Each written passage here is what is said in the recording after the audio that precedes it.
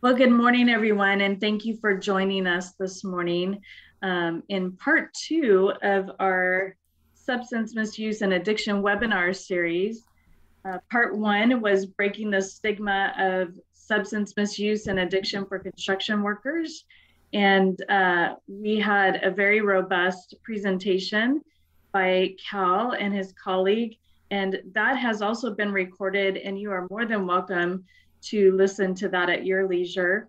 My name is Christy Grassman, and I'm the director of the Construction Center of Excellence here in Washington State. And I'm joined by my colleague, Ann Avery, and she's with the Construction Center, or not the construction, but the Center of Excellence for Marine Manufacturing and Technology. And we are both very happy to support this effort. We are also supported today by the Washington Building and Construction Trades Council, as well as the Washington State Labor Council. And so with that, I'm really happy to introduce to you two of our speakers today. Cal Beyer, who's the Vice President of ACAP HealthWorks, and Holmes Murphy, as well as Brand Newland, co-founder and CEO of Goldfinch Health. And so, gentlemen, very happy to have you here today. Thank you so much, and I'll let you take it away. Thank you very much, Christy and Ann. Pleasure to be with you. We got such great feedback on that first session that Rich Jones from Heritage Cares and I presented on the stigma. This is a topic that is really a passion topic for Brand and myself. It's one that has been a hard topic to do much on other than reporting the facts, because I'm a non-medical professional, so I have to stay in that lane as a risk and safety wellness practitioner. When I met the gentleman from Goldfinch Health and their team last year, it gave practical solutions that needed to be advertised, that people can be their own advocate to prevent exposure to opioids. And that's something that now we partner with on a weekly basis. We're educating, we're writing articles. Brand, love your passion, love your knowledge. This is a passion work for you as well. Your core business at Goldfinch Health is optimizing surgical outcomes, but opioid and opioid sparing techniques is a big part of what you do. And so I just am grateful for your time, your commitment, and really your expertise. Thanks for joining me today. Cal, it's a pleasure to do this with you, and thanks for everybody for joining so early in the morning out west. I'm in Austin, Texas, so not quite as early for me this morning. But hello, everybody. My name is Brand Newland, and background. I'm going to go way back to my childhood and growing up in the Midwest. I grew up in a household where Dad was a union member in IBEW, and my mom's a nurse. And unfortunately, in 2018, my mom had a cancer diagnosis. And that's when I saw firsthand how the screen goes white when it's you or your family that faces some big decisions around things like surgery. My mom had 30 plus years of working in hospitals as an RN, and she didn't really have anything to say when she was the one at the center of those decisions. And my dad really wasn't in a position to do much for her either. Certainly he was trying to advocate, but he wasn't coming from any area of expertise. And I saw firsthand how that influenced the conversation that was happening around potential recovery after surgery, the surgical approach, the pain management plan, the use of opioids, and ultimately what it would mean to my mom's ability to get back to her life and get back to work. And that's really an inspiration for the work that we do at Goldfinch Health, that folks just need a little help when it comes to something as serious as surgery and the recovery that follows. And they need that help for a number of reasons. First and foremost, if you talk to someone who's going into surgery, maybe this has happened to you personally, you're not that likely to talk about what exactly happened in the surgery, in the operating room. After all, you're probably under anesthesia. But what you are likely to talk about is what your recovery looked like, and how much pain you were in, and if you used opioids when you didn't want to, and how long that lasted, and all of those pieces to getting back to your normal life. And it turns out, and we're going to spend a lot of time later today talking about some better approaches that are out there that just need to be more widely adopted. But that's really the inspiration for the work that we do at Goldfinch Health. I'm a pharmacist by training. I have a doctor of pharmacy degree from the University of Iowa, pain management certification, and really happy to be here with you all and hopefully share a few things that will be useful to you. So as we dive in here, I'll just cover quickly what our learning objectives are for today. So number one, identify the risks of soft tissue injuries and surgical procedures at work, home, and or play. And we'll certainly spend a lot of time talking about what surgery done not so well looks like and how it can be improved. And it doesn't require changing the world to get a slightly better or dramatically better surgery experience. We know the recipe for it, and we will talk about that. We'll talk about alternatives to opioids and opioid sparing protocols. That's a particular area of passion for me, and really happy to talk about that at any time. Number three, assess the human and financial consequences of opioids in workers' comp and employee medical health benefits. Number four is enhance recovery after surgery protocols. That was what I was hinting at just a moment ago, the better way through surgery and recovery. I'll spend some time talking about what that looks like, how it compares to the experience that many people have today, and what that consequence is to folks. And then finally, some recommendations, both at the individual patient level. All of us are likely to be patients at some point in our lives as it relates to surgery, either ourselves or maybe we're a close caregiver of somebody who's going through this. And then also some recommendations at a more organizational level. We have an article, Cal and I, that is hot off the press in the Construction Financial Management Association website and journal. It's linked in the chat I can see right now, and you can see what the cover image is, obviously very closely related to the topics that we are covering today. But we thought we would just launch into this. I'm going to read what I wrote as the entry to that article.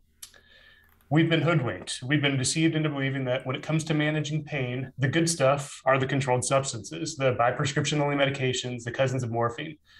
Now, with the fog of over 20 years of the opioid crisis lifting, we know better. We know there are safer, more effective options for patients facing the acute pain of injuries and surgery. That's not to say there's no place for opioid pain medications. They continue to be good options for cancer-related pain and end-of-life care. For many of the rest of us, though, the risks of these drugs are simply too great. And Brand, we talked a lot about this topic we honestly believe could help save tens of thousands of lives.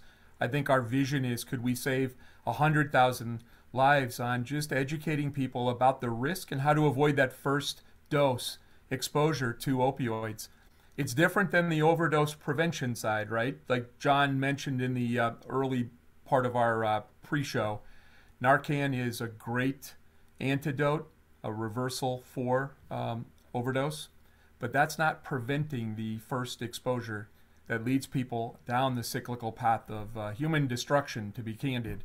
So I really appreciate the effort you and our co-author, Rich Jones, did on that topic. And it's funny, Brand, because people say to me, how is a risk manager so wound up about surgery? And Brand, I appreciate you and your partners teaching me more about this topic. As we launch into this, we wanted to just start with why be concerned about surgery to begin with? Is there something here to fix? And is there an answer or are there answers to this for any number of reasons, opioids being one of them, but the larger conversation around quality of life and healthcare costs and productivity and return to work. And so it's our very strong belief that we can't treat surgery as business as usual. It's been treated as perhaps one of the last bastions of healthcare that we just can't touch, right? Leave the surgeons alone. And what we believe, we're not trying to disrupt care, but there is a nudge here that's necessary to change care. There's research to show that in many cases, there is a much better approach than is being exposed to or offered to the patient. And there's a real opportunity for improvement at an individual and population level. We need to actively manage optimal outcomes, or we're going to get the same thing that we've been getting. There's no real impetus to change without some external influence. Healthcare, unfortunately, changes very slowly, even in the face of new evidence. And that's really why John and I launched Goldfinch several years ago. This was an area that needed some nudging. And that's really what we're doing on a day in, day out basis. This is said very well by Cal. There's a difference here between risk management and luck management. Risk management is a more informed decision. Look, man, than just letting it ride and hoping the chips fall where you hope where you hope they might. When it comes to surgery, I think it's clear probably to all of us that the consequences are very real here. There is oftentimes a life or death aspect to this. There's surgical site infections. Unfortunately, in John's family, he lost an uncle from a hospital-borne infection that began with a hip replacement several years ago. This is a real issue that causes a lot of human suffering and expense. There's, of course, an opioid use issue. We'll talk a lot more about this, but needless to say, surgery remains a top gateway to persistent opioid use. And depending on the surgery, and we'll talk specifically about this in a bit, between 8 and 18% of folks who go through surgery end up as persistent opioid users. There's a tremendous opportunity for improvement in surgeries beyond orthopedics. That's the first thing that everyone thinks about is we're talking about spine surgery, and we're talking about hip replacements and knee replacements and shoulder surgeries. And certainly we are talking about that, but there are other surgeries here as well where there are real consequences, including opioid use. And women's health represents one of those areas, and specifically cesarean sections. There's a tremendous opportunity for improvement there. And then finally, readmission rates. The typical readmission rate post-surgery in America, varies slightly based on the type of surgery, is between 3 and 8%. The most common reason for a readmission is uncontrolled pain that causes you to get back into the hospital, back into the emergency room, and probably with a pretty heavy dose of an opioid to catch up to that pain and get on top of it. So we'll talk about what enhanced recovery after surgery and these opioid minimizing care pathways do to get ahead of that pain and reduce that readmission rate. Brand, I think what makes our topic a little bit, quote, radical is the fact that we're used to talking about orthopedic surgeries in construction, the musculoskeletal injuries, the joints, etc., neck, shoulders, knees, hips, backs. But that issue of reproductive health is thinking outside the box, thinking about people on health plans, employer health plans, union-sponsored health plans, thinking that this is not that traditional male and musculoskeletal only, that there's a whole gambit here. This could be dental surgeries as well, Brand, and those are the things that we wanted to highlight for individuals. So Christy, we wanted to do our first polling question. Thank you so much. This one is, have you watched the Hulu miniseries from 2021 titled Dope Sick? It's regarding the Purdue Pharmaceutical opioid scandal. We gave you 4 choices. No, had not heard about it till today. Oops, forgot to live stream it or watch it. Yes, it was interesting and kept me watching intently. Or, Brand, do you want to do your pirate voice? Arrgh. I'm still fuming mad. You'd probably never seen me not be mild-mannered Cal, right? Until we watched Dope Sick. You remember those days? I got a little edgy, didn't I? I do. Yeah, Cal, you definitely fell into category 4, and for good reason.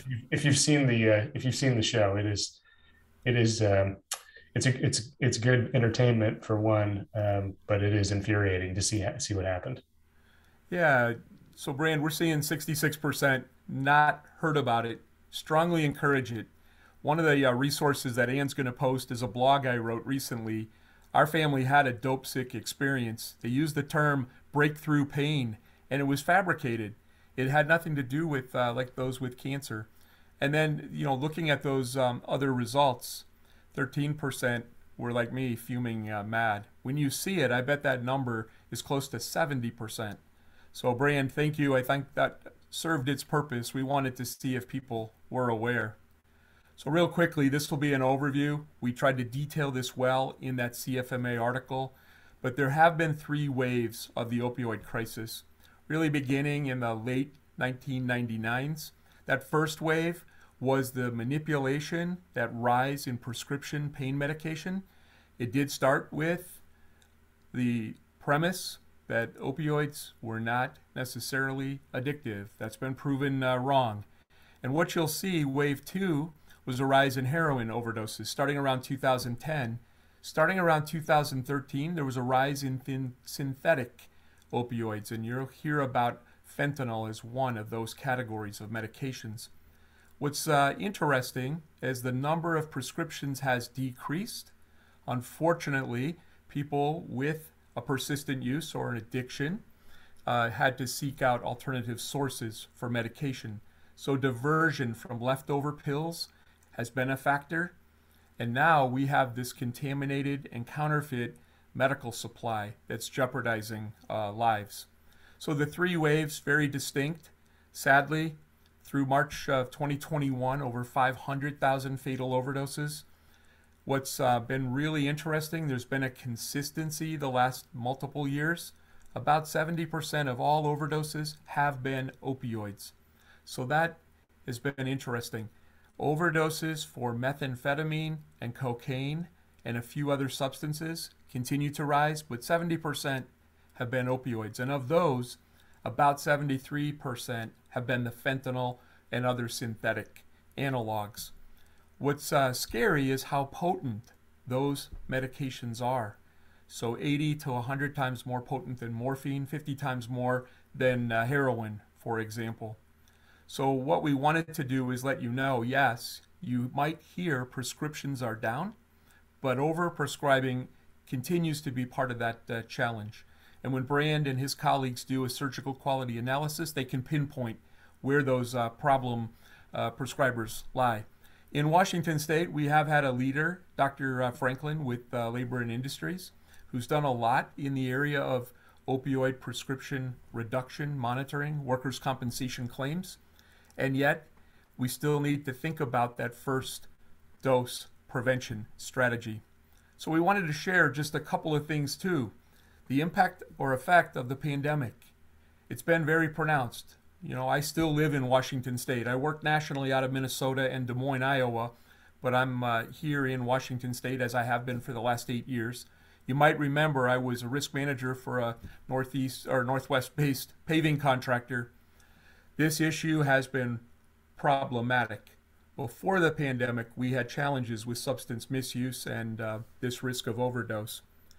The effect of the pandemic has been about a 30% increase in fatal overdoses. And you'll see 12-month reporting periods. So from May of 2020 to April of 2021, over 100,000 total overdose deaths.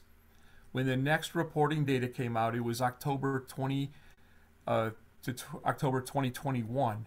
That was over 105. So when people say, Cal, is the problem getting better? No, sadly it's not. And there is data that shows the problems with alcohol continue. We covered that a couple weeks ago. But this is increasing early premature mortality. We talked 2 weeks ago about the deaths of despair.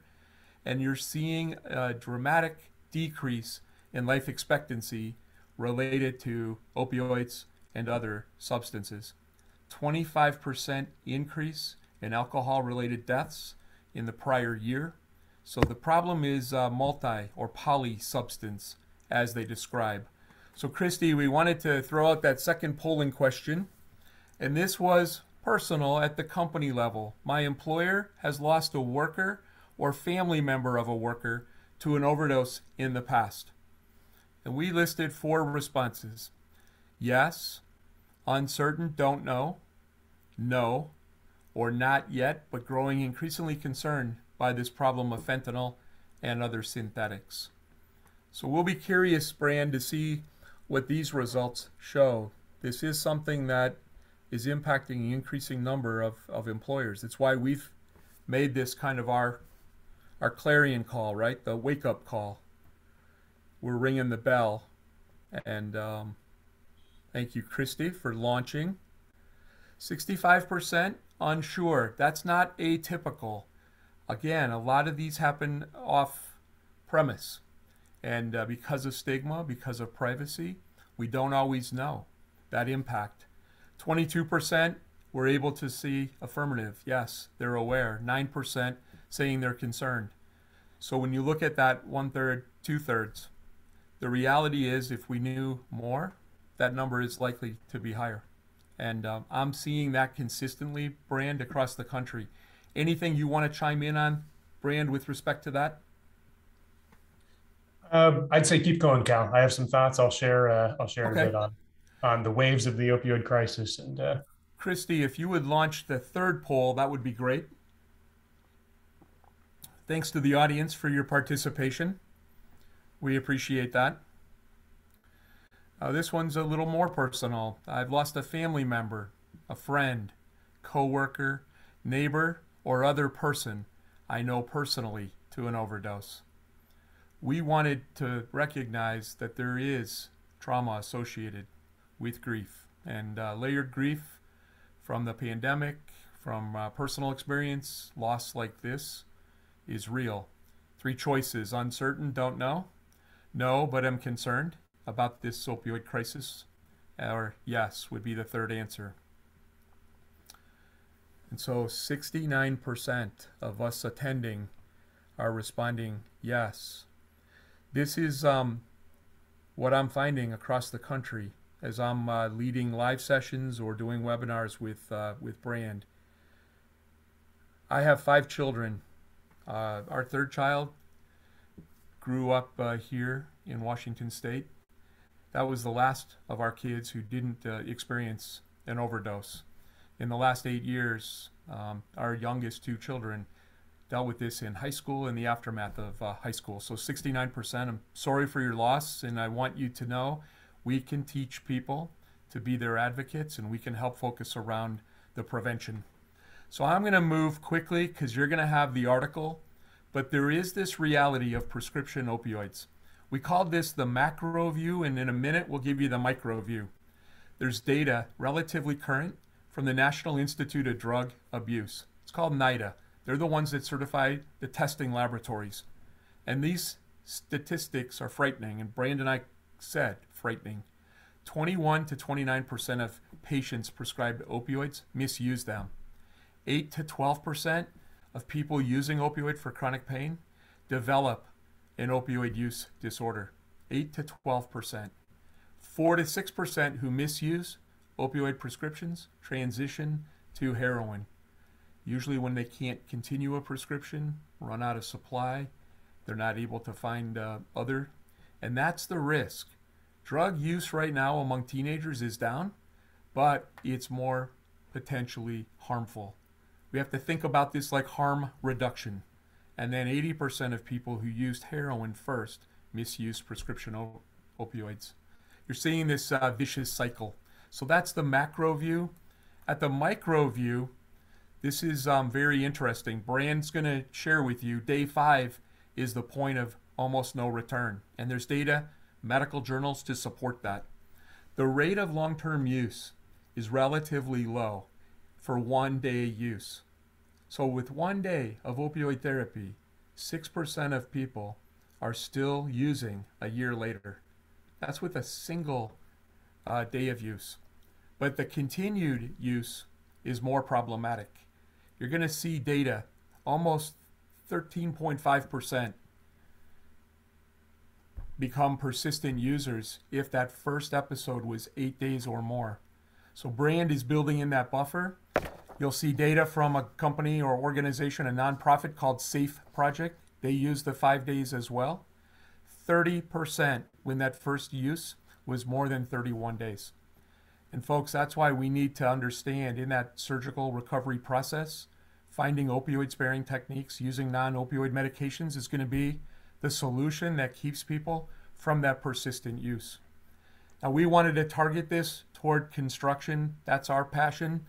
Mine in particular. Brand covers other industries as well. We have increased frequency and severity of soft tissue injuries, those musculoskeletal disorders. Those are the ones that cause chronic pain. That leads to sleep deprivation.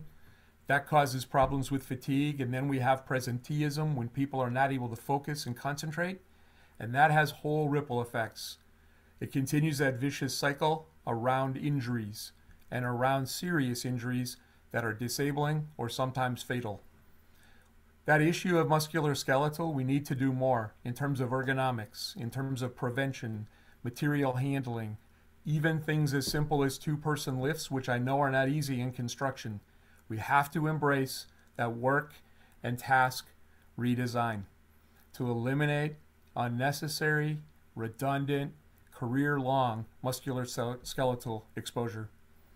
Data from the Center for Construction Research and Training shows 34% of construction workers report at least one of those musculoskeletal disorders. And what's interesting, opioid use increases when more musculoskeletal injuries occur. It has that cumulative impact. And it's higher if that is an acute injury than if it's a chronic wear and tear, cumulative type injury. What Brand and I have done with his colleagues and my colleagues is said we have 3 cultural or demographic factors that are unique to construction. We have that tough guy, tough gal, stoic culture. We play through the pain. Frequently, we don't want to let our team down. We don't want to let our supervisor or company or union down. So we plow through that pain, and we'll take care of it in the off season. Sometimes that's driven by production schedules, and it's not possible for someone to take a day. They know their job is critical, that task, but not generally paid if not at work, possibly not banking hours in health plans for future benefits. Washington State is unique among most states in the union. We do have a paid time off for workers in various industries, including construction. Nevertheless, that does keep people from seeking care early. We don't want people to wait too long to seek care. Now here's where this gets really personal. Construction, second highest among all industries for opioids. This data was from the National Safety Council, a study in 2019. 55% of the time, construction workers received a prescription. That was second highest among all industries. So that study that the National Council on Compensation Insurance, that NCCI, is workers' comp data. Despite there being a 49% overall reduction in worker comp prescriptions for claims, construction was higher than other industry groups. It was 2 times the average of all other industries. And the doses were 20% more and 20% stronger. That is targeted right toward construction. It's why we have to do more in workers' comp, in employee benefits, in our personal lives to understand that risk. If we don't, it is luck management. We have to make those informed decisions and drive communication and demand change is really what we're talking about. So Christy, if you would roll out that 4th question. So this is one of those simple first dose prevention strategies. I have a medication lockbox in my home to protect my family. No, I did not know about this safety device. 2, I have one, but have not used it yet. 3, yes for prescription medications only. Yes for both prescription and over-the-counter medications. Brand, you and I talked yesterday. One of the takeaways when we get to the call to action will be do an inventory in your whole house. Do I have leftover medications that I can safely and properly dispose of? Do not flush those down the toilet. Don't bury them in your backyard. You can take them to a pharmacy kiosk. You can use a drug deactivation pouch. We'll share some of those ideas with you. So 79% are not aware of this simple device. And so, folks, I learned of that through my work with Forefront Suicide Prevention. They had a group called the Safer Homes Coalition.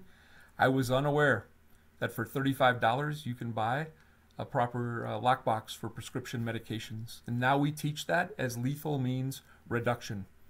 So you'll see 10% for prescription meds only and 10% for over-the-counter. Over-the-counter medications can have toxicity as well, specifically for kidneys and liver, to name a couple. And stomach, GI concerns, of course, would be complications. But a medication lockbox is a simple strategy to help protect your family, especially from teenagers and young adults. Young children, excuse me, not young adults. Thank you, Christy, for rolling out the polls. So, Brand, you're going to be on warm-up. I've teased a few of these first dose prevention strategies. Drug deactivation pouches. One of the resources that Ann is posting or has is a company called doTERRA. They have an environmentally safe drug deactivation pouch where you can put patches, liquids, pills, medications in various forms. You can mix them and add water. It chemically activates and it makes the substances inert where you can safely make that disposal. One of the brands is called doTERRA. During the month of April, they're offering a free large pouch. And I'm excited about that. They're calling that campaign Be Gone or Foregone. And I'm excited about that. Number two, I'm hoping people are aware of this, but most national pharmacy chains or networks have prescription take-back programs. I've been around for a long time. I remember when we only had the DEA once a year program, and then it expanded where you could take them to designated law enforcement agencies that were part of the DEA program. But over the last 5 to 8 years, the number of pharmacies that have expanded their program for take-back kiosks. Sadly, I had a pharmacist recently tell me when I asked, how much use do you get? He said, we get more waste from shoplifting that ends up in that kiosk than we do prescription medications. I want people to know those two strategies, number 8, number 7, very important. We've already covered number 6. Those are 3 low to no cost strategies that are practical, proven techniques to reduce opioid supply. Now it gets a little more complex. Pain management. Talking now about workers' compensation, then we'll talk about employee health benefits. Pain management strategies and medical case oversight on claims. 2 very important strategies. If we don't have expectations for pain medication, ask questions about drug formularies that are used, this is going to be challenging. Again, we've got Dr. Franklin, who's done a great job. But when we are selecting an insurance carrier and we're selecting third-party administrators, aligning our interests would be really important. Asking for analytics around opioid use, around dosage, duration, etc. That is within control. And this is an area that's been very hard to change. It would require statutory changes in many jurisdictions to match some of the controls we have. And yet, there's still opportunities on the surgery to intervene quicker and get better outcomes. And Brand will cover more of that. This 4th category is perinatal care. That can reduce preterm labor, and that can reduce the number of C-sections. I think it's important to study the facts and to learn. There'll be an article I co-authored with a perinatal specialist.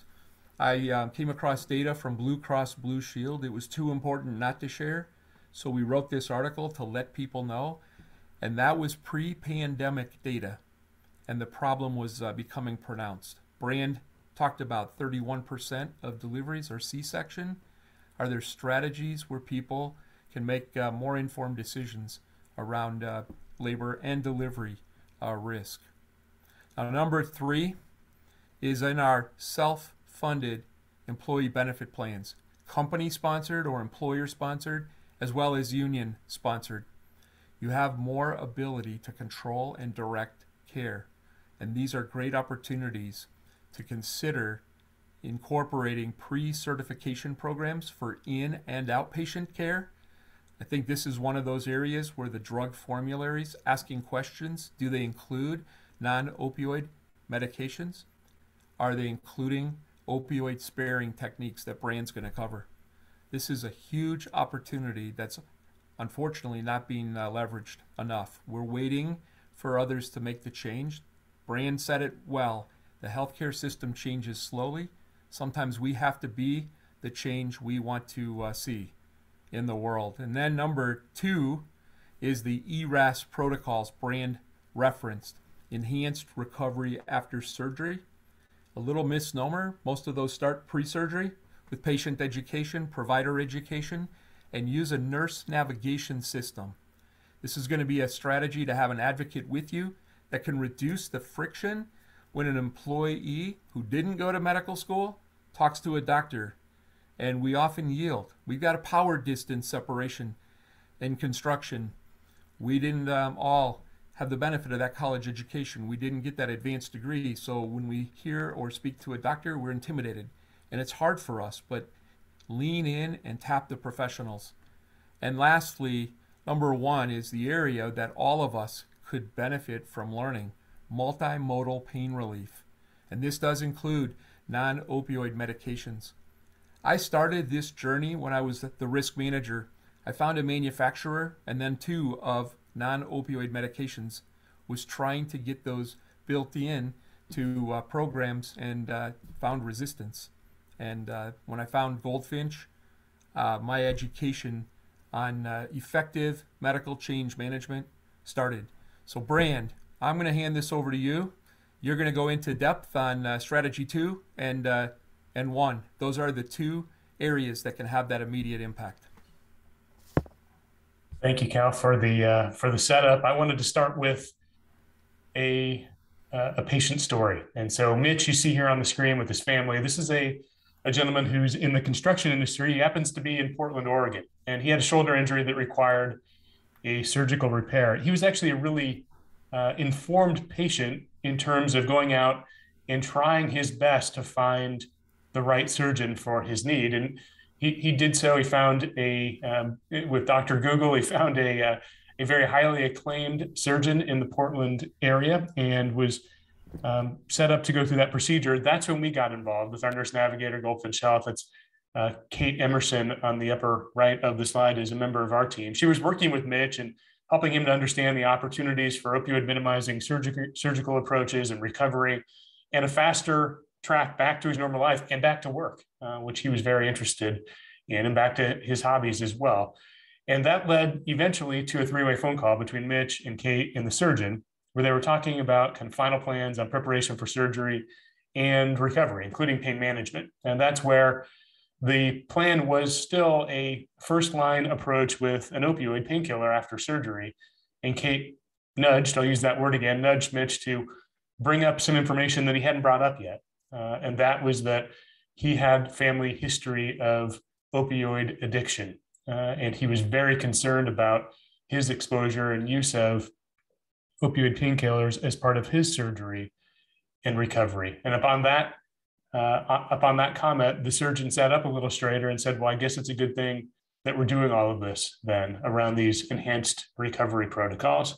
So Mitch's experience was such that he was back to work and off restrictions in 4 weeks after his shoulder repair, as compared to what is typically and what he had been told would be at least a 4-month recovery. And that's by following some simple steps according to these protocols to minimize exposure to opioids, get ahead of the pain, better prepare the patient for surgery and recovery. And so Mitch's story was a success story, back to his life and back to work very efficiently.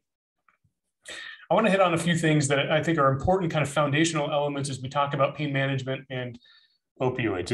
And there was already a preview here on this point number 1 from Cal, but I'm going to hit it again. That there is a really important inflection point. If you're going into surgery yourself, or you see a loved one going into surgery, or you have somebody for whom you have some responsibility in their healthcare going into surgery, it's not that just one exposure to opioids is dangerous. Sometimes that can be, in particular if you're one of the 20 million Americans who's got a history of persistent opioid use, like Mitch's family, that even one exposure or one dose can be very dangerous. But what is really dangerous for folks going through surgery is continuous use of opioids on day 5 and beyond. The studies show a key inflection point. When you hit day 5, you are much, much more likely to still be using that opioid painkiller 30 days later, 90 days later, and believe it or not, even a year later. And you can see it in the charts very clearly that this is a person who was using on day 5, they're still using 365 days later. So when we're coaching folks through surgery, we're not saying no prescription necessary for an opioid. Sometimes it's possible, even on major surgeries today, with advanced techniques and these protocols, to go through what we would all consider major surgery, back surgery, and hysterectomies and cancer-related procedures and do so without any opioids. But at the very least, you should be minimizing your opioid use into zero by the time you get to day 5. Another interesting thing to keep in mind as we talk about this topic is this is more of a human behavior point of note. And I think it has something to do with how much messaging has come from the medical community about finish your prescription, right? You are a good patient if you finish your antibiotic prescription, and you are a bad patient if you don't, right? There's a whole point about making sure you finish your prescription. And that does make sense when we're talking about an infection and you're taking an antibiotic. You don't want to partially treat and then have that infection come roaring back. When it comes to pain management, though, totally different conversation, but there's a disconnect here. And we see that in the studies. Patients use 27% of the opioids prescribed to them, period, the end, regardless of pain. 27%. So 1 out of every 4 tablets prescribed, no matter if you're in pain or not. And that has something to do with being a good patient, I believe, in the mind of the patient. So we have to do some dispelling of that long-held belief. Withdrawal symptoms and persistent use. There's an important point here, and this kind of gets back to the waves of the opioid crisis. This has been going on for a long time, right? 20 years in America. That Dope Sick book and what then became the miniseries that was referenced, that's on Hulu, talks about the opening kind of phases of the opioid crisis. And the opioid crisis in phase 2 in phase 1 and phase 2 is much about opioids that have been prescribed. 80% of heroin users, heroin being an opioid available on the street, 80% of heroin users report beginning with a valid prescription. And so it started with a prescription from a doctor. Most commonly, the most common prescription is around surgery. Dental procedures is also on that list. Chronic pain can be on that list also. Back pain on that list. Surgery at the top of the list. So you get a valid prescription. Eventually, for one reason or another, you stop using or you're not able to obtain the opioids from the physician any longer. And now you are pushed to options on the street. And this isn't just about the surgical patient. 90% of the patients with leftover pills didn't dispose of them properly. And the studies show over 50% of patients who are in the category of using opioids are using it from a valid prescription, either their own or somebody else's. So you can see where this is starting to accumulate a batch of opioids that are out there that began with a valid prescription and then turns over to more illicit use. So next poll question. Multimodal pain relief is an example of an enhanced recovery after surgery protocol. So it can be started before surgery to get ahead of the pain, is considered to be an opioid-sparing technique, can incorporate non-opioid pain medications, all of the above or none of the above. This is a nice pharmacy boards kind of question that I'm very accustomed to seeing. So I'll give you a second here to take a look at this. Kind of a preview question. Don't overthink it. Thought for a second you were going to confer an honorary PharmD for me. PharmD, yes, we might. So the answer, of course, is all of the above. So these enhanced recovery after surgery protocols, they start ahead of the pain, ahead of the surgery. When done well, they are opioid sparing. They incorporate many types of pain medications, including opioids as well. So this is an interesting look at surgery in persistent opioid use. And this is from a pharmaceutical manufacturer that did some work in this area called Beyer. So this is looking at newly persistent opioid users. We referenced the statistic earlier. Now you can see broken out by surgery type. And so what this says is, for example, almost 18% of folks who have a colectomy, removal of part of their colon, end up as persistent opioid users. 10% of rotator cuff repair, nearly 17% of a total knee replacement, and you can see some of the others. So you can see a number of familiar surgeries there that are musculoskeletal, and you can see some non-musculoskeletal and even women's health, like a hysterectomy included there as well. The fact of the matter is that 1 in 15 surgical patients who are prescribed opioids, and nearly 90% of patients are through surgery, go on to use those opioids long-term. Sometimes that turns into illicit use of an opioid, heroin, as we just talked about. And there's a very common there's a very common pattern here that those medications that started off as a prescription end up in the hands of somebody who wasn't the person who was prescribed. And so one more question here. Tylenol, which is acetaminophen, and Advil, which is ibuprofen, are, one, related to opioids, two, fundamentally the same class of medication, three, as effective or more effective than opioids for pain relief when taken in staggered doses, or four, not suitable for pre or post-surgical use for pain relief. This is a reminiscent of my pharmacy boards sort of questions. Everybody's getting a little dose of pharmacy school today, not what you thought you signed up for, but But an important question. We need to be Yes. educated and aware. And I couldn't do this question as a risk manager like I can with a pharmacist. And I'm grateful for this collaboration. It shows bringing disciplines together creates more knowledge. Exactly. And you all nailed it. These medications that are very commonly available, walk into virtually any gas station in America. You don't even have to go to a pharmacy. Any gas station in America, you've got acetaminophen and ibuprofen, very effective, gold standard for pain management, and don't come with the potential risks of opioids. And so that's where we always begin, is how can we have a multimodal approach to pain management, getting ahead of the pain, staying ahead of the pain. So getting a little more specific here in surgery, over 90% of surgeries today are more invasive than they need to be. Invasive historically has been considered size of the incision, but we believe that invasiveness extends beyond size of the incision. It extends to size of the prescription. It extends to introducing opioids into the patient's life, into that home, into that community unnecessarily. And as we've talked about, invasive surgery is a key gateway, the number one gateway to opioid addiction. Next slide, please. The fact of the matter is these evidence-based care pathways called enhanced recovery after surgery exist. They've been out there for over 20 years, widely studied, putting the patient at the center of all of the decisions before, during, and after surgery, with one of the results being up to 90% less opioid use. And so this is out there. There's over 4,000 journal articles talking about enhanced recovery protocols across a wide range of surgeries. Orthopedic surgeries, women's health, cancer care, general surgery like hernia repairs and gallbladder removals. The principles apply across the board. The problem is, and really the inspiration for what we're doing at Goldfinch is you're about 5% likely to find this on your own. This is according to a survey done of surgeons just before the pandemic, actually, and they responded saying whether they had implemented these care protocols or not. About 5% said they had or planned to. That did not improve during the midst of COVID, when there were many other priorities.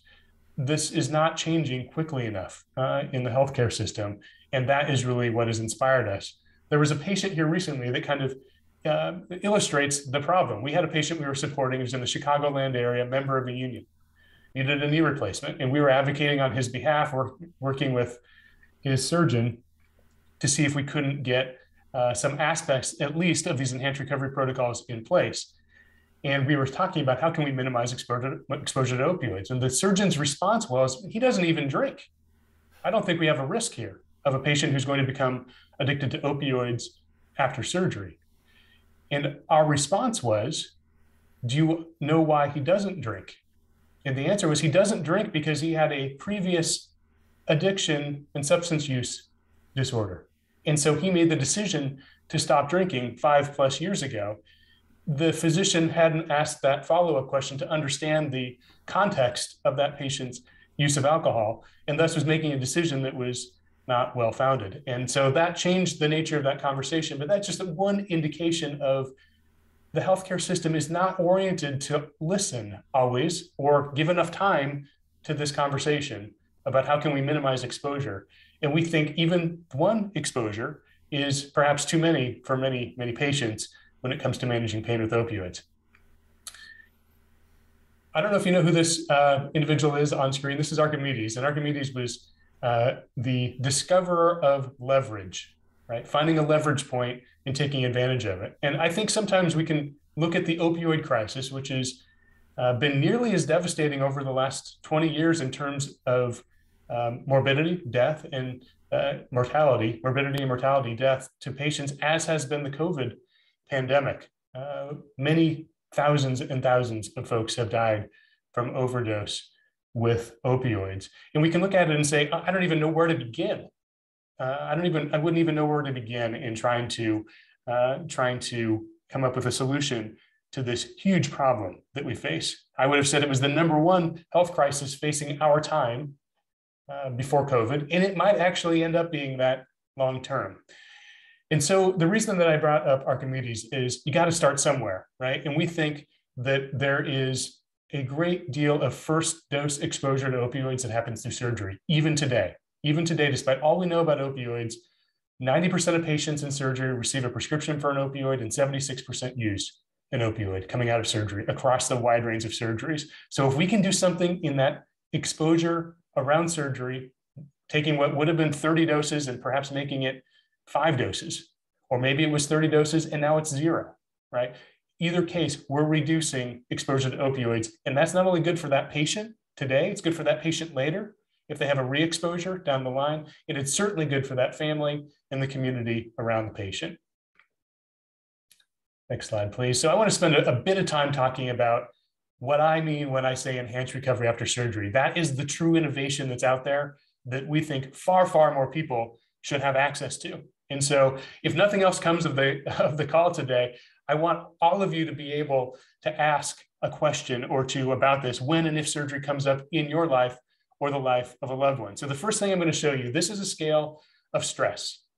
And that is fundamentally what any of us would face as we go into a surgery: stress on your body and stress psychologically. If you can reduce the stress, that's the formula for a much better experience in surgery, one where you are recovering faster with less exposure to opioids and less risk of readmission, rehospitalization, a need for a revision of your surgical procedure, and lower cost, higher quality, lower cost. So first thing I'm going to show you on the bottom here in gray is the experience that most people tend to have. If you've had surgery yourself, you might think about, does this match my experience? Chances are at least some of these aspects will. So the first thing that happens when you go in for a surgery is a very, very common instruction. And that is, don't eat or drink anything after midnight the night before surgery. There's an expectation that you are coming in for your surgical procedure totally fasted, and as a result, probably dehydrated and almost certainly not that happy about what you just had to go through. You're hangry, right? You show up and you are about to go into the stress of surgery and you're already stressed. It turns out to be totally unnecessary. That approach to surgery has not been supported since the 1990s. It is not recommended in the professional society guidelines. We'll talk about what is better and what is recommended here in a second. But as I said, you're already stressed, and now you're going into the stress of surgery. What happens next for far too many patients is an unnecessarily invasive procedure. And what I mean by invasive in this context is a larger incision than's necessary. In this day and age, for most patients and most procedures, there is a smaller incision, laparoscopic, robotic assisted, or an advanced technique that is possible that would be less invasive to the patient. The problem is that we end up in this mismatched conversation. Cal referenced that you end up talking with a surgeon. This might be the first time you've ever had surgery in your life. You certainly haven't been to med school, right? And you're talking with a surgeon who does this every day, all day. And unfortunately, the result of that is what we would hope it wouldn't be. Over 60% of procedures today are done in a more invasive manner than they should be. Less than 10% of procedures today should be done in what's known as an open, large incision manner. Sometimes there's no way around it. It's necessary.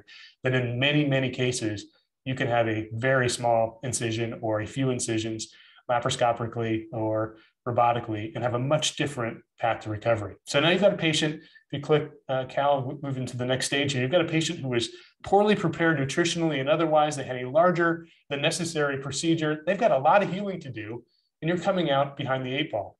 You're in what's called an insulin resistant state because of that poor nutritional preparation. You're getting hit with a pretty heavy dose of an opioid painkiller like OxyContin or hydrocodone, Percocet. Those are the types of medications that are very commonly used in recovery. You're 5 minutes into recovery, and you got a long path ahead of you, a long, painful, unnecessarily expensive path in front of you. And much of this could have been avoided by taking advantage of what we know now in these enhanced recovery protocols. So these enhanced recovery protocols, again, they've been studied for over 25 years, they started in Europe looking at how can we put the patient at the center of these experiences before, during, and after surgery. So I'm just going to give you a couple of examples. They apply across a wide range of surgeries, and the elements are often very similar. Beginning prior to surgery, nutrition. What's better than fasting for 12 hours or 14 hours is actually simple. It's a Gatorade. Clears acid from your stomach. It provides hydration and sugar, calories to the patient. And it's shown to spike that patient's blood sugar and help them prepare for the stress to come. Very simple concept. It doesn't increase the risk. The reason that we're told not to eat or drink anything is a risk around aspiration, which is your airway is relaxed under anesthesia and you end up with a food or drink in your lungs, and that's not a good thing. But a clear carbohydrate drink like a Gatorade or an apple juice, that's out of your stomach in 90 minutes. So 2 hours before surgery, when this is done well, you're getting this beverage, you're getting the benefits, it's gone, and there's no additional risk. There was a study done of hip and knee replacement patients recently who got a Gatorade. Same kind of Gatorade you might already have in your house, or you can have for $1 at 7-Eleven in 5 minutes. What they found was, that was the only thing they tested. This was out of Harvard, hip and knee replacement patients. They found that the patients who got Gatorade spent one less night in the hospital. So you spend $1 on a Gatorade and you save thousands of dollars in an overnight hospital stay and everything that comes with it, including exposure to bugs in the hospital and hospital-borne infection and opioids and all of that. And that's just one simple example of these ERAS protocols. A second example is we get more into the pain management. So what's better than these opioid-based pain management regimens? Well, we've hinted at this already. It's called multimodal pain management. And what that means is taking advantage of the other options that are out there. Acetaminophen, which is Tylenol being one of them. These anti-inflammatory drugs like ibuprofen. There's a special version of one of those that can be used prior to surgery. It's called Celebrex or Celecoxib. Doesn't interfere with bleeding during surgery. So if you can combine these different pain medications before surgery and then continue that in the post-op period, that's the formula for a patient who comes out with minimal or no opioids, and they're in a much different state. And Cal, if you click again, you've got a patient who, especially if they can get a minimally invasive procedure, pain blocks during surgery, some of the things that are possible today, you got a patient who's coming out and they're ready to get up and move and start to resume some version of normal activity sooner. And the real secret here, which will make a lot of sense when I say it, when you're moving, that movement leads to healing in and of itself, which leads to more movement, which leads to more healing. You get this virtuous cycle. That's how we see this happen time and again, where we're helping folks with a faster recovery, oftentimes by half when compared to a national benchmark. For example, we worked with a woman recently through a hysterectomy. So here outside of the orthopedic space, women's health, hysterectomy, very common procedure. That's typically a 7-week recovery according to MD guidelines, an industry database widely used in disability for approval of leave and benchmarking against how long somebody's been away from work. 7 weeks. Well, we got involved with her, helped her to have that conversation about pain management and the approach around surgery and these care pathways. She came out of that procedure, didn't use a single opioid, and was starting to ask our nurse navigator about her return to work on day 4 post-op. Day 4 post-op. That's even before we probably would have brought it up, frankly. Again, 7 weeks is the typical recovery. She was back to work 1 week after her procedure. And so that was a great success story for her. Surgery was a blip on the radar, ancient history. A week or two later, she's back on track with her life. And so a great story for her. Also happened to be a great story for her employer. She happened to be a school teacher. So she's an employee of a school district where obviously when she's not there, not only are they paying her to be away, but they're paying somebody else to be there for her, a substitute teacher in that case. And so they're saving money as well, saving money on the healthcare, saving money on replacement worker and disability. Everybody wins. Patients happier, employers happier. Ultimately, what we are doing, this is a chart of recovery days. You can see across the bottom, recovery days for hernia repair. Very common procedure on hernias. And so you can see there's a distribution and a long tail, as we'd say in a statistical way, long tail. So you've got most people who are getting back to work in, say, under 2 months without restriction. But you've got some people here who are out 3 months, 4 months, 5 months. One person here, it looks like, who was out almost a year. And fundamentally, one of the things that we are doing here is trying to reduce those outliers by getting in front of the surgery. We don't come in after the surgery, we come in before the surgery to help better prepare and shift this whole curve to the left for everybody's benefit. So that's just a different way of thinking about it at more of a population level. This does have a return on investment. This is obviously a great patient-centric human story about getting back to work, getting back to life, getting back to doing the things you love and making that surgery a distant memory, but it needs to have an ROI, right? We live in the real world where we understand that this has to have an ROI. So looking at this is an employer, 1,000 employees, just as an example. And depending on the type of employer, this can vary somewhat, but particularly in construction, manufacturing, it's common to see a 7, 8, 9% surgery incidence rate per year. And so that's what's modeled here, 75 procedures across a range of surgery types per 1,000 employees. And so implementing an approach that is enhanced recovery after surgery centric with nurse navigators to help with the behavioral and sort of psychological stresses around surgery as well, which is, when will I get back to normal, right? That's the common thought that any patient has. And having somebody there to be your personal nurse navigator and coach and advocate goes a long way. Combining those two elements is a formula for reducing 4,200 days in recovery, comparing the experience of a patient we're supporting in Goldfinch Health's program with those guidelines from MD guidelines. So 4,200 saved days, that's the calculation. That's 16 FTEs over the course of the year. So that certainly has an impact from an FTE perspective and from a productivity perspective. There's also healthcare costs here. Folks who have uncontrolled pain, as I mentioned earlier, those are the people who are most likely to bounce back to the emergency room. They're also most likely to be the folks who get readmitted. They're the folks who are most likely to have surgical revisions where they weren't able to get up and move because they had in our opinion, too heavy dose of opioids. And so they're lethargic, they're laid up on their couch in the weeks after surgery, and that knee locks up. That is not a good outcome. You had a knee replacement, and now you've lost mobility in your knee. There's only one way out of that, and that's putting you back under anesthesia and forcing your knee to bend. That's not something you want for yourself or anybody you know, or anybody. And so those all have costs of going back into the healthcare system, which can be avoided. The last piece here is the statistics show, and you can do the math on this yourself. If you look at a 1,000 employee population going through surgery at this rate, 7, 8, 9%, that is a formula for 7 persistent opioid users for every 1,000 employees per year. Those are folks who are using opioids beyond 30 days. And that is very common. 40% of folks who have a knee replacement are using opioids at 90 days. This is a very common but unnecessary, if you get ahead of it and approach this more strategically, outcome for patients. And that's exactly what we see with our book of business, is an ability to change this. When we get engaged with our nurse navigation and enhanced recovery, we're saving over a month in recovery time across a wide range of orthopedics and women's health and other types of surgeries. We charge $1,000 per case flat, regardless of the type of surgery or the number of engagements we have with the patient and supporting him or her through surgery. So that means roughly we need to save 5 days in recovery time. If you think about roughly $200 per day, just using some round numbers, we need to save 5 days. And so we're well above that. There is a tremendous opportunity for improvement here. Another way of saying that is there's a pretty low bar.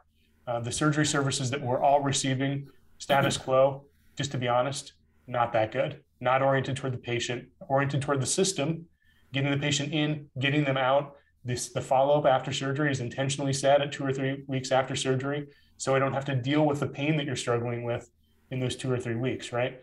That's just the way the system's oriented. If we reorient it a bit, support the patient in a way that they're not typically supported, you just get a bunch of different outcomes.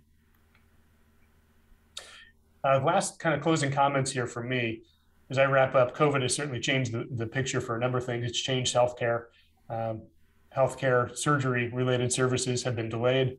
They continue to be delayed. Right? Folks have made the decision that I can live with this pain. Eventually, I'm going to need this knee replaced or this hip replaced or this shoulder repair, but I'm going to live with it for now. And so the bill is coming due on that. I was just talking with our chief orthopedics officer, Dr. Vendasa, who's in New Orleans, and he hasn't seen it yet. The surge hasn't happened, but it's got to be coming. These knee replacements aren't going away forever, and it's coming. And Cal, if you wouldn't mind advancing it, we can see what happened in the midst of COVID. The surgeries went down. Sometimes it was forced to go down because the system was closed for anything but emergency surgeries. But at the same time, if we go to the next slide, injections, steroid injections, which are commonly used to prolong surgery need, went up. And so again, the bill is going to come due on those surgeries.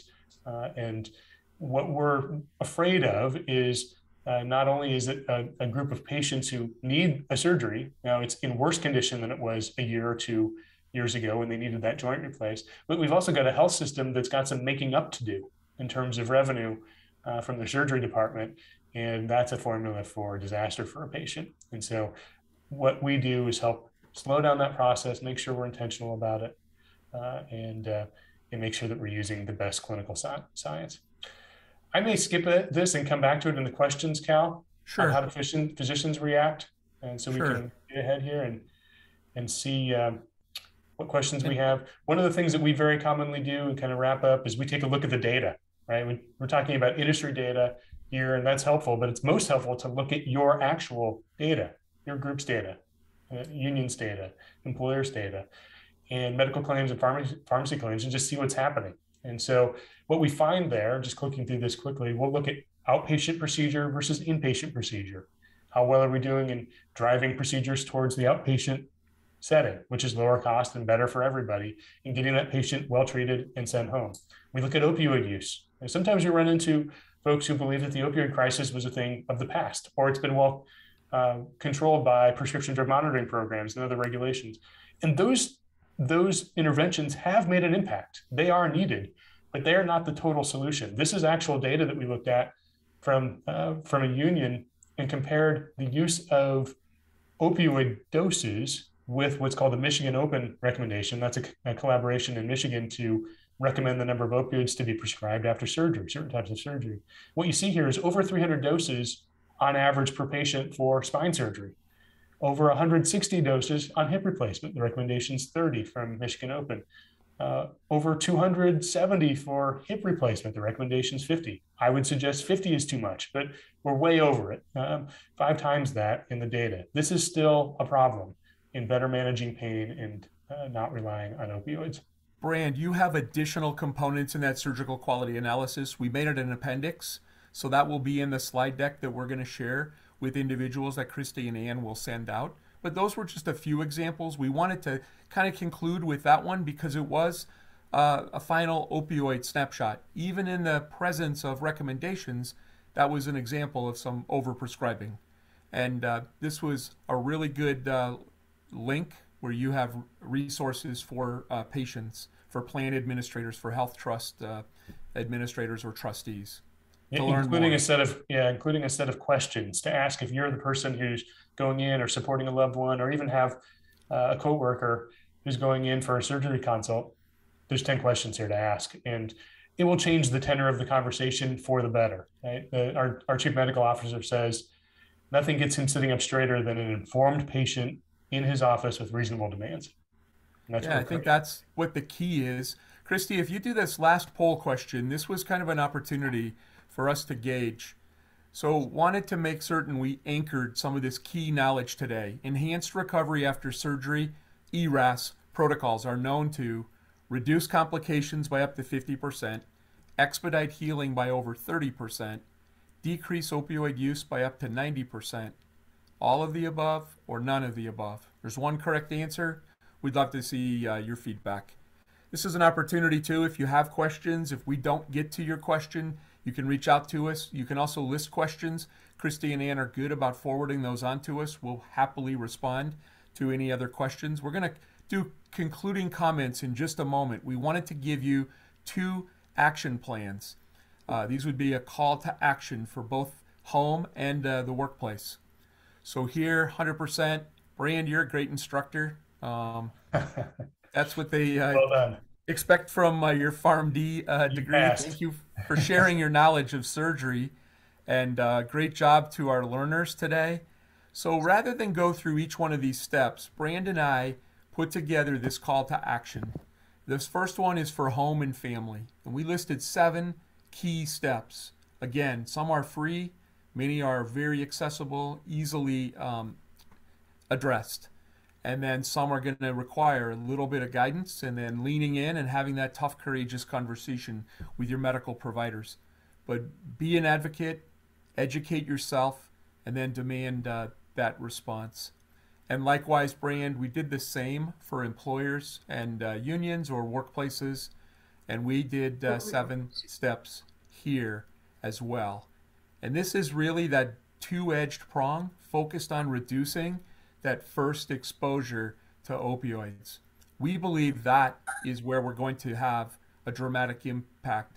We do believe that Narcan is a great solution for one part of this opioid crisis, but we want to avoid the pain and destruction of human potential that occurs when people are unnecessarily exposed to the scourge of opioids.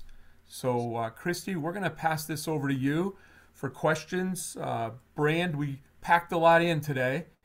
Thank you for the whirlwind education. I hope for the audience there was good learning. We welcome your questions. We welcome your comments. And Christy, I'll pass this back to you and Ann. Thank you so much, Cal and Brand. What excellent information. I know I learned some things today, so thank you very much. Does anyone have any questions that you would like to take the opportunity to ask? Give you just a minute here to see if anyone has questions. Max? Yes, Max. Yeah, no, I have a question. It's a personal issue for me, for someone who's gone through major surgery. And one thing I learned during my surgery, Brand, and I'm wondering if you can shine light on this, is that liquid Tylenol through an IV costs 3 times as much as fentanyl. And that is one reason why when you're recovering from surgery and you're intubated, that they give that. At least that's what my surgeon said, because I did all the pre-surgery stuff that you mentioned, fish oil drinks and Gatorade. But part of the recovery, and some people have, I'm fortunate, I guess, get very sick from opiates when they're given to them. So then they move quicker to an alternative. But is that true that the cost of liquid Tylenol is more than fentanyl? Yes. If you know. There are some messed up aspects of our healthcare system. And the IV version of Tylenol is branded and expensive. For many patients who aren't intubated, it's been shown that the oral version works just as well. That's been a point of research, is does the IV version actually work better or provide some sort of benefit over the oral version? And it does not. So for the folks who can actually take an oral medication, they should just use the tablet version of acetaminophen. But yes, there is an issue with IV version of acetaminophen being quite expensive, and in many cases more expensive than other options like the opioids. You know, that being said, I don't think that's a reason to choose fentanyl, right? Like, this is a very limited window of it's a very limited window of clinical efficacy that's needed for your pain management. And staying away from the opioids, if it's possible, it's worth it. Thank you. Thank you. Sorry about that. There were a couple questions in the comments. Doug Buman, someone I know very well from his work with the Governor's Occupational Safety and Health Conference and LIUNA and the Tri-Funds for the laborers, asked the question, what industry was the highest? Brand, my recollection was that it was mining, which has not been uncommon. And that's frequently the case, as it is with substance misuse. Doug, you might have just stumped the chump, and I'll double check that study, and I'll respond to Christy and Ann. And I want to thank Max for that question as well. There was a response too from Pittsburgh regarding Kratom, kind of a unique substance, Brand, and there was a comment that it's not showing up on drug screens. And Brand, you and I talked on March 25th, 2022, Quest Diagnostics, a national testing laboratory, reported a 20-year high for substance positive drug tests. So drug testing alone is not enough. It's not going to be a deterrent. And but yeah, we need to be concerned about other emerging classes of medications. Other synthetics exist as well. And these are the things that Brand and his medical doctors at Goldfinch monitor and share updates with their clients. And we'll try to provide updates through the Centers of Excellence for Construction and Maritime. We are curious if there are other questions, Christy. We want to be sensitive to time. If people need to sign off, feel free. But we're used to having some of this dialogue, Christy, at the end. Yes, and Kelly had asked if you could put the previous slide back up. Perfect. And Doug has asked, what are your thoughts on the success of states limiting the net of opioids? Morphine equivalent dosages. Okay. States have put out MED guidelines and formularies. Has it been successful, or is it not going far enough? What I've seen, there was some research done in New England, in I believe it was Massachusetts and Connecticut. Both states were early in the issuance of regulations around morphine equivalent dosing. And what they found was a limited impact on overall opioid use. One of the states showed, I think, a 14% decline in opioid use. The other showed no decline. And that was because the physicians very quickly found ways to work around it, so to speak. And so they would just prescribe differently in terms of quantity and day supply that met the regulations, but still allowed doses to get out into the hands of patients. So I think that it's, those types of regulations, I'm not opposed to that. I think it does sort of directionally get us moving in the right place. It's just not the end all. And neither is, sometimes we'll hear about the prescription drug monitoring program being the panacea for this. The issue is, I'm talking with our chief orthopedics officer on this as well, Dr. Dawson. He's subject to a prescription drug monitoring program in Louisiana. And so he gets reports on a quarterly basis of how his prescribing of opioids and other medications compares to his peers statewide. Nobody's policing or enforcing or even following up on that. It's just kind of an FYI. Here's how you compare, and maybe you'd be shamed into changing if you're an outlier. But it's not a regulatory mandate that you change in that state and in many other states related to your prescription drug monitoring program. So that's a nice sort of transparent look at prescribing and sort of how you compare, but it doesn't in and of itself lead to changes. The other thing I think is important to talk about is, even if you reduce, and what I hate to see is someone who takes the opioid piece of this very literally and starts prescribing, say, 10 or 15 doses when they used to prescribe 50, but they don't change anything else, right? They don't change the care pathway. They don't change the preparation for the patient. They don't employ the principles that we just talked about around multimodal pain management. Well, that's a formula for a patient that's not going to be very happy when they get out into the community and back at home, and they don't have a real pain management plan in place. They're not staying ahead of that pain, and the only option is to rely on the opioids that they're going to run out of in a couple of days.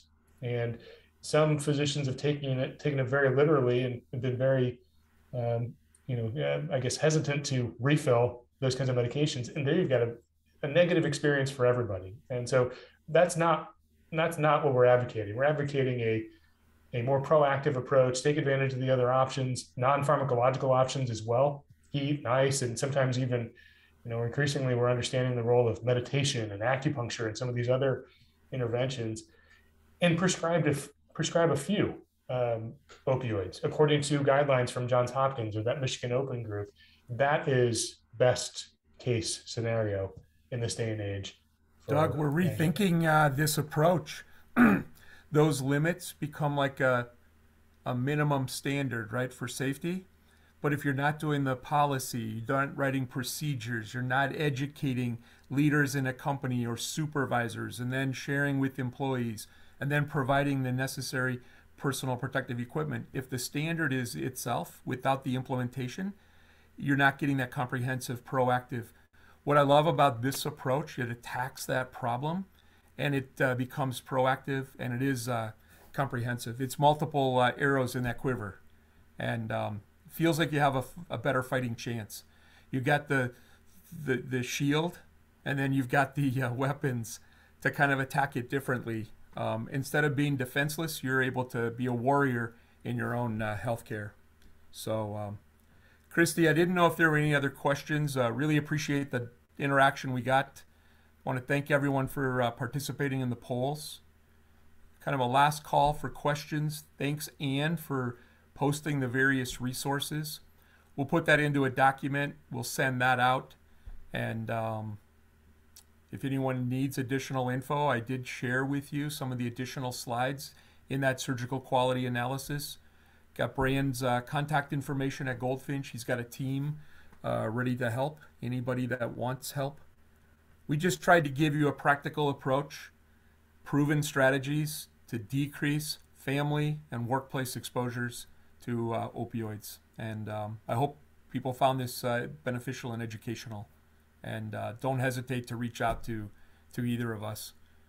Christy, I'll check the chat one more time to see if there's anything else. And, thank you. Thank you, Cal and Brand. Appreciate your time today. An excellent presentation. Everyone, we will be following up with the resources and recording. Thank you for attending today. Thanks, Christy. Bye, Ann. Thanks, everybody. Take care, Brand. Bye, everyone. Thank you. Thank you so much.